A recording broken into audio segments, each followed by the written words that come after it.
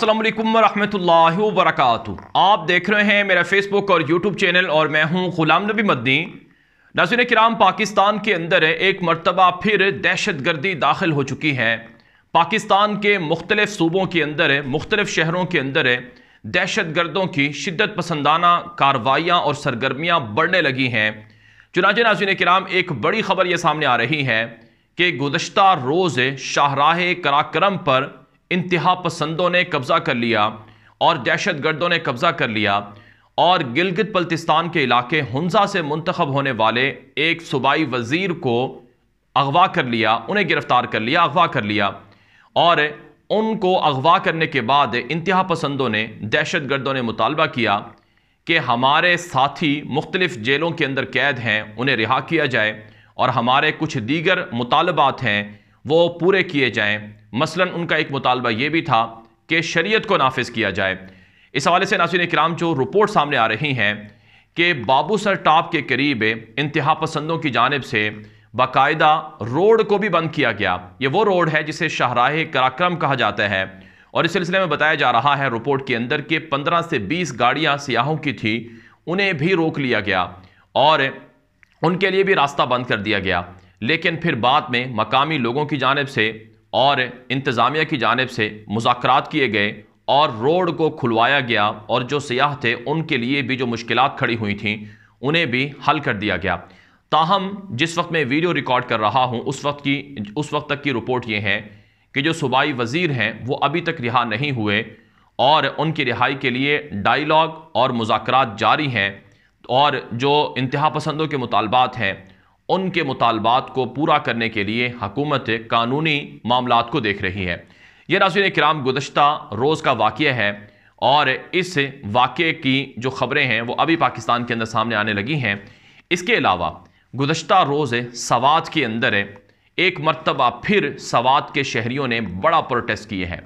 आप जानते हैं पाकिस्तान का सूबा KPK है, खैबर पख्तूनख्वा, वहाँ पर दहशत गर्दी और इंतहा पसंदी ने सर उठाना शुरू कर रखा है और पिछले 3 महीनों के दौरान जो KPK हुकूमत है उनकी रिपोर्ट के मुताबिक 150 से ज़ायद लोग मारे जा चुके हैं, ज़ख्मी हो चुके हैं। पुलिस के लोगों पर हमले हो जाते हैं, पाकिस्तान की फ़ौज पर हमले हो जाते हैं और इसी तरह से टारगेट किलिंग के वाक़यात बढ़ रहे हैं।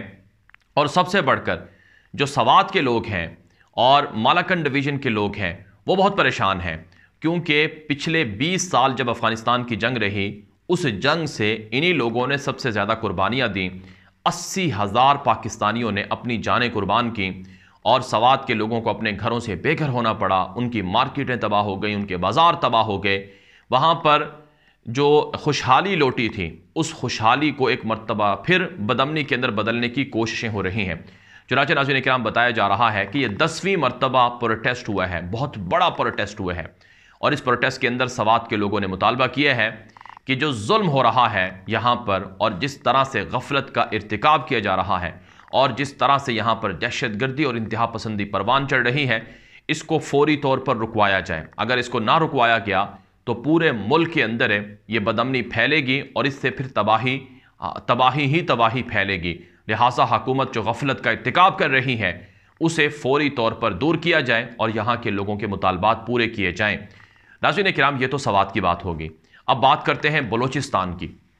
बलोचिस्तान के अंदर क्या हो रहा है कि वहाँ पर भी कलअदम जो जमातें हैं, BLA वगैरह, वो वहाँ पर पाकिस्तान की फोर्सेस पर हमला कर रही हैं। अब गुज़श्ता रोज़ एक ऐसी तस्वीर जारी की गई कलअदम जमातों की जानिब से और पोस्ट की गई जिसमें यह दावा किया गया कि ये पाकिस्तान के फ़ौज के लोग हैं जिनको गिरफ़्तार किया गया है और वीडियो जारी की गई और ये कहा गया कि अगर पाकिस्तान की फ़ौज हमारे कैदियों को रिहा करेगी तो बदले में वो अपने फ़ौजियों को रिहा करवा ले। यानी अब नौबत ये आ चुकी है कि बलूचिस्तान के अंदर जो इंतहा पसंद तंजीमें हैं, कलअदम जमातें हैं, वो पाकिस्तान की फ़ोर्सेस के लोगों को अगवा कर रही हैं और अगवा करने के बाद वो अब कैदियों के तबादले के लिए पाकिस्तान की फ़ोर्सेस पर प्रेशर बढ़ा रही हैं। ये नाज़रीन किराम बहुत बड़ी अलार्मिंग सिचुएशन है जो इस वक्त पाकिस्तान के अंदर पैदा हो चुकी है। फिर नाज़रीन किराम यही नहीं बल्कि जो कलअदम BLA है उनकी जानिब से जो आम पाकिस्तानी हैं जो बलूचिस्तान के अंदर کام کرنے جاتے ہیں، مزدور ہیں جو پنجاب سے یا پھر سندھ سے یا باقی صوبوں سے وہاں کام کر رہے ہیں، ان کے اوپر بھی حملے شروع ہو چکے ہیں۔ چنانچہ ناظرین کرام اس وقت ایک رپورٹ ہے میرے سامنے جس کے اندر بتایا گیا ہے کہ ایک پاکستانی شہری جس کا نام جاوید اسلم تھا، وہ تربت کے اندر بلوچستان میں اس کو گولی مار کر قتل کر دیا گیا۔ چونکہ اس کا تعلق صوبہ پنجاب سے تھا، اس وجہ سے اسے گولی مار کر قتل کر دیا گیا۔ کہا جاتا ہے بلوچستان کے اندر سینکڑوں پاکستانی شہری قتل ہو چکے ہیں BLA اور کلعدم جماعتوں کے ہاتھوں، جن کا تعلق چونکہ صوبہ پنجاب سے تھا یا صوبہ سندھ سے تھا، اس وجہ سے انہیں مار دیا گیا۔ تو عصبیت بھی بڑھ رہی ہے اور دہشت گردی بھی بڑھ رہی ہے، اور اگرچہ پاکستان کی فورسز آپریشن کر رہی ہیں بلوچستان کے اندر، لیکن بہرحال پچھلے 3-4 مہینوں میں دہشت گردی کی لہر اٹھی ہے، جس سے پاکستان کا صوبہ KP کے سب سے زیادہ متاثر ہو رہا ہے، اور اس کے بعد بلوچستان سب سے زیادہ متاثر ہو رہا ہے، اور اسی طرح سے سندھ کے اندر بھی آپ جانتے ہیں بدامنی اور دہشت گردی اور انتہا پسندی شروع ہو چکی ہے۔ سندھ کے شہری بالخصوص کراچی کے لوگ وہ لوٹ مار سے بے حد پریشان ہیں، ڈکیٹیاں پروان چڑھ چکی ہیں اور ٹارگٹ کلنگ بھی ہو رہی ہے۔ ماضی کے اندر جو 2008-10 میں ٹارگٹ کلنگ ہوتی تھی، اسی طرح کے واقعات رونما ہو رہے ہیں، اور ڈکیٹیوں پر کوئی اگر مزاحمت کرے تو اسے گولی مار دی جاتی ہے، اور کوئی کراچی کا پرسان حال نہیں ہے۔ تو یہ صورتحال ناظرین کرام سندھ کے اندر بھی ہے، بلوچستان کے اندر بھی ہے، اور KPK کے اندر بھی ہے، اور سوات کے اندر بھی ہے۔ دوسری طرف ناظرین کرام ایک اور خبر یہ سامنے آ رہی ہے کہ روس اور یوکرین کی جنگ میں پاکستان یوکرین کو گولہ بارود فراہم کر رہا ہے۔ مختلف عالمی اداروں کی رپورٹ ہیں، عالمی میڈیا کی رپورٹس ہیں، جن میں یہ دعویٰ کیا جا رہا ہے کہ یوکرین کو برطانیہ کی مدد سے پاکستان گولہ بارود فراہم کر رہا ہے، اور اس حوالے سے پاکستان کے کچھ تجزیہ کاروں کا دعویٰ ہے کہ پاکستان عملاً اس جنگ میں امریکہ کا، نیٹو کا، یورپ کا اتحادی بن چکا ہے۔ اس کے سنگین نتائج پاکستان کو بھگتنا پڑ سکتے ہیں، بالخصوص روس پاکستان کو سستی گندم، سستا پیٹرول دینے سے انکاری ہو سکتا ہے، اور روس نے پاکستان کے اندر جو گیس پائپ لائن بچھانے کے لیے منصوبہ شروع کیا تھا، اس سے روس پیچھے ہٹ سکتا ہے۔ پاکستان بیرونی جنگوں کے اندر شامل ہو کر پہلے ہی اپنے ملک کا کباڑہ کروا چکا ہے، تباہی کروا چکا ہے۔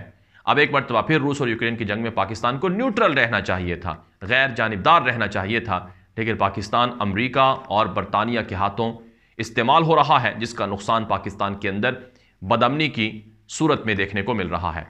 ناظرین کرام آپ جانتے ہیں 6 مہینوں سے پاکستان میں جن لوگوں کی حکومت ہے، پاکستان کی عوام انہیں امریکہ کا غلام کہتی ہے۔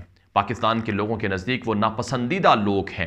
پاکستان کی عوام ان لوگوں کو امریکی سازش کے ذریعے سے مسلط ہونے والے حکمران قرار دیتے ہیں، اور یہ وہ لوگ ہیں جن کی وجہ سے پاکستان میں حالات خراب ہوئے ہیں۔ کہا جاتا ہے کہ عمران خان کی جب حکومت تھی تو انہوں نے واضح طور پر موقف اپنایا تھا، باقاعدہ یورپی ملکوں نے 12-13 ملکوں کے سفیروں نے خط لکھا کہ عمران خان آپ یوکرین اور روس کی جنگ میں یوکرین کا ساتھ دیں، روسی حملے کی مذمت کریں۔